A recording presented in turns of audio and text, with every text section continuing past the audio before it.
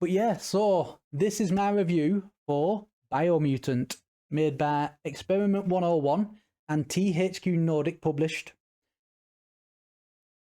I actually really enjoyed this game, like really enjoyed it. Does come with a lot of bugs and small tidbits that need to be fixed. But fair enough, for 20 people making this, it is amazing if when you consider only 20 people made this. With how much the world map is absolutely huge. The content in it is scattered everywhere.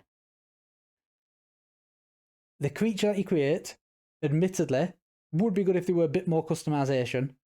Choosing the stats at the start of the game chose your body type, which is weird to me. You move the body type slider around and it alters your stats. That's weird. I'd rather choose my stats and then just have my own appearance or however I want it.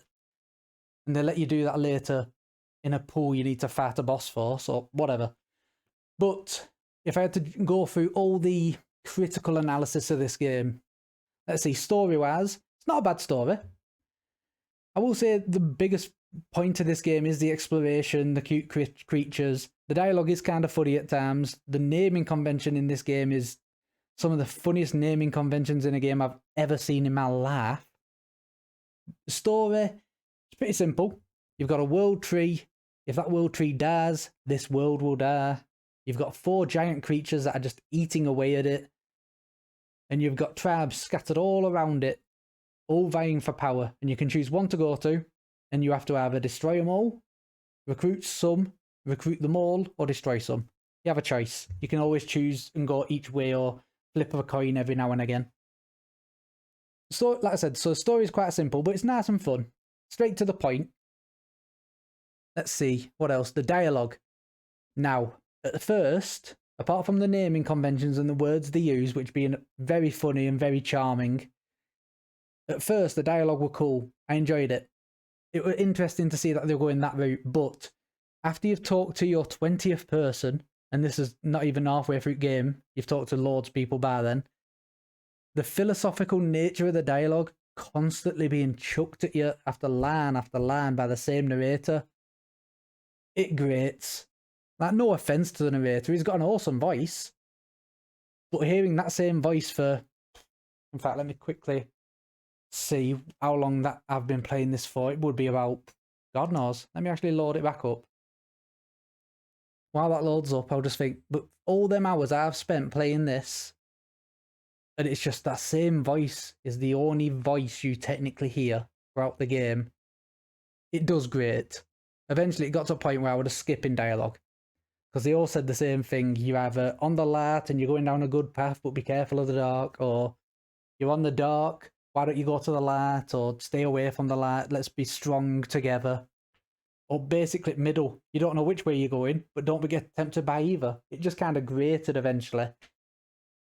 When the dialogue becomes slightly annoying, that's when you've done too much dialogue. All them lines could have been cut down quite a lot. Let's see, apart from that, gone past the dialogue. Combat. Combat in this game is actually really fun. The side powers, a lot of them are more useful than others, but they are all fun and have their own rights to be there. Let's see, the levitate maybe not. Levitate's kind of boring. I don't see what's point to that when you've got a helipack and a glider. You don't need that. Bio powers, they're really fun. The mucus bubble is one of the coolest ideas I've ever heard of in a game. You roll over enemies against it. It's like Katamari Damacy. I don't know how you say that game's last one. But using that, all you have to do is roll over the small ones and then fling them off cliffs, and it's easy. And it's actually fun. I don't mind that. It's an interesting way to kill enemies. Let's see, the nuke wasn't as nukey as I'd expected. Infected a small area and knocked him away. Maybe my intellect were just too low. But I was expecting a bigger explosion, or maybe cool down a few of them. That'd be even better. The key shock. A lot of people online have said it is overpowered when your intellect is high. My intellect were just average ground, I wanted to get it up to 100. So it did all right. Did kill quite a few. Let's see, how many hours did I play? 2 days and 1 hour and 48 minutes, 46 minutes. So we'll just call it, let's see, 24, 48. We'll just call it 50 hours. I completed this game and all the side quests I found, there is some at the end that I bet I could go around and find some more people, but they're all only minor. Took me 50 hours to complete it, and I did enjoy, I'd say, if I took all the dialogue away, maybe 47, 46 hours of it, if you count all them dialogue pieces that you have to go through, and then the travelling. This game is amazing.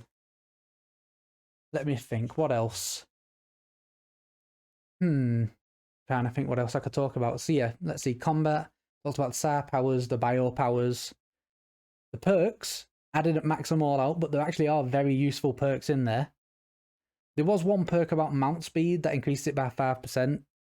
I got it and I thought it might be a noticeable increase, but it technically weren't.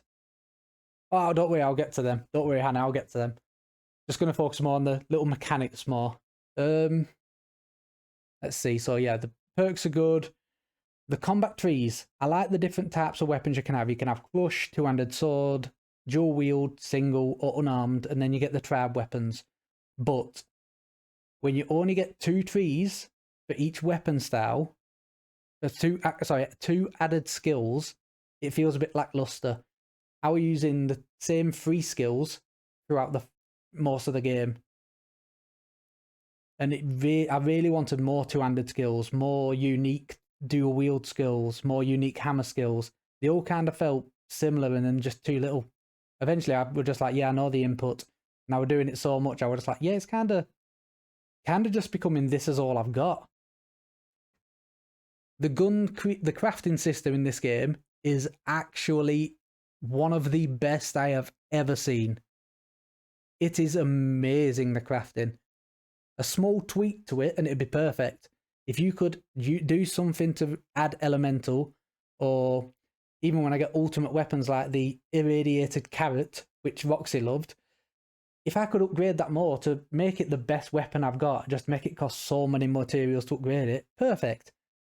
But there were other weapons that are just more damage, and it's a shame because that was a really fun little weapon. What else? Let's see, quickly. I've done the guns, done the weapons. Yeah, so we'll go on to what Hannah mentioned. Creature designs, really good. Really all unique. Like, there were a lot of... They do eventually start getting, like, swap palette, but that's fine. The enemy's mostly a swap palette, like the actual tribes. The fluffy creatures are some of the cutest, ugliest, and deadliest, but fluffiest things I've ever seen in a game, and I did not mind any of them. The clown raccoons were a bit jarring at first, but I grew to like them too. Bat Nam Nam is one of the cutest little things I've ever seen. All the mounts you could find were cute and cool looking. Like the last one I had, the big chunky boy, you were awesome looking. Let's see. The Mecton, that rad, were okay, but a bit underwhelming. I mean, it should have, if it leveled up with you, like the more levels you had just naturally, the more damage it did. Brilliant. Or even mod it so it could do more damage. I ended up doing like a 10th of the damage I would on foot. So it's a bit... And you can only use it in certain areas, so you can't make it overpowered and use it throughout the game. It's only certain areas you can ride it. So upgrading that would have kept it relevant in them areas, but I might as well just run around on me lonesome in my suit and just do more damage. The Googlad, fair enough, no, that's useful. Once I did get the big shark, then yeah, the Googlad is kind of irrelevant, but that's fine. That's near end of game anyway. If you do the route I did, anyway. The tiny creatures that you can take pictures of, like the one that looks like a red panda / little fennec fox, cute. There is some where the models are extremely pixelated and very rough. Some of them were jarring to look at in a good way. Like some of them had 3 teeth, 2 at bottom, 1 ear, and just a circle mouth. Looked like a leech. Made me get a bit of goosebumps down my arm. But some were just very low polygonal models and maybe just make them a bit smoother. Considering the rest of the models looked fine, even if they are a tiny bit low polygonal. One of them were just not really textures at all. But that's fine. They're tiny little creatures you don't really need to zoom in on. I did it just because they might be cute. Let me think, what else? The attempt to make it so you feel bad for Looper Looping, that's fine. I did kind of feel bad for him, but I had already decided that I was trying to get evil points as well, so by the end of the game, I just wanted to carry on with my character's kind of personality, so that's fine with me. The areas to explore, the power plants that are biohazard, the other buildings that are radiation, the arse areas, and the fire areas were probably the most disappointing because there weren't much there. Same, like the oxygens had the weird oil monsters. Arse areas got that giant Godzilla rat creature that I fought once. That was one of the best boss fights because it was just massive. Biohazard areas were really good for the poison scorpions, which I consider hardest enemy in game because it's such a small area to fight it in. Radiation, I guess you could say they were kind of disappointing too. There were no big enemy to fight there. It'd be good if you made like a big enemy in each area. I'm just trying to go through my mind and make sure I haven't missed anything. I've talked about the music. Oh, sound effects. The sound design in the game is a bit weird. I don't know if it's a bug. I hope it's a bug and not designed that way. But the sword hit effects, when you hit an enemy and you hear that clank or that slash, the sound to that is tied to the master in the audio, which is really weird to me. I turned every audio down except master and I could still hear it quite loud. So like I said, I hope that's a bug. If that's a design choice, it's weird. Maybe tweak that. It is a sound effect. It should be in the sound effect tab. Right. Is there anyone in chat that can think of anything I haven't mentioned gameplay-wise? Or I'm trying to think. I don't think there's much. Like I've been saying it throughout the playthrough, but price-wise at the moment, when I got this, it was £50, or Great British Pound, or I don't know what that'd be in the dollars. I think the 60. I think this might be $60. For now, it's a very, very good game. For now, I would not pay that again. I'd wait for it to go below 40, or if you really want to wait, probably below 35. How did you think about the low oxygen levels? I actually enjoyed them. I did enjoy the low oxygen levels. It keeps you segregated and makes you think like that. I need to go find something to get back. The only problem is, which is actually a good point about the resistance armors, give us them a bit earlier, possibly, or just make it so we can get there a bit earlier. Some of them were located past areas we needed other armors for, but give us upgrades to them, or at least let us upgrade their materials. Because when I put them on, and I needed to have them on, otherwise I'd die, I got hit and I might as well be close to dead, because the defense on them is just so low. Let's see, what else? I don't think there's much else. I've covered most of it. The bosses. Yeah, the bosses were really cool. Like, obviously, all the mini-bosses scattered around the land, all over the world. And then the 4 big ones, not including Looping, because he's just a big enemy. But like in the opening trailer, he's just an iconic big enemy for the game. But the World Eaters, the Jumbo Puff, the Hoof Puff, the Merc Puff, and the... I'm always going to forget one. Can't remember what the last puff's called, but the 4th puff. I'll just call him the 4th puff. Jumbo Puff, kind of basic, but cool design. It were easy to dodge though, like with the side strafing. I don't think I got hit off him once. The Merc Puff, which was the end one, the tortoise. Or turtle, wait no. Turtle came underwater. The turtle, he were actually okay. Like his wave effects did so much damage I nearly died a few times, so he were a good fight. The Hoof Puff was quite challenging just because of the acid he put on the floor. If you put more of it and made it so you have to traverse little lanes, it would have made it so much more difficult because that acid dropped my health in seconds. And the 4th puff, the one I can't remember with the 3 heads, he was a fun boss fight. Although the trophy to get the bombs to explode underneath him, on him, is really hard to do because every time you got close, he just knocked you away or jumped away himself. So it'd be good if you could use the goo glide and instead of driving up and then letting go, you could use the wire and just like fling it towards him. I feel like that'd be better. And then hopefully it'd just make that trophy easier and that fight more fun. But other than that, the boss fights are good. The last fight were looping. And this is just in case anyone sees this review and doesn't want to get spoiled, if you will, on like what the fights are like. The last fight looping would be more difficult if guns weren't overpowered. If guns were not as overpowered, or maybe make him a bit quicker and your side strafe a bit slower, that would have been a really hard boss fight. That could have been, well, quite hard, I should say. I had a lot of healing items. But other than that, like, covered all the grounds. It is a very good game, and I do say it is worth people's money to bear. They are patching it every now and again. I think if I'll ask the chat, I think Hannah knows as well. It's had about 3 patches, I think, since it came out. And they say they're fixing as many bugs as they can. I noticed textures didn't load in at certain times, but have got a bit better at loading in. Like I said, the crash is still there. That's something they need to just deep dive into and get it fixed. But if it does go on sale for, I'd say 40 to 35 or less, buy it. I'd recommend buying it. If you like open world adventures, anyone who compares this to Breath of the Wild can just, no, stop it. This open world puts Breath of the Wild to shame, because that's Breath of the Wild's open world. While big and very unique when it came out, it's very empty compared to this. You could go 20 seconds running in this and find something. Breath of the Wild, you could go a few minutes and just find nothing on the world map. So just stop comparing every open world game to Breath of the Wild, I'll say that.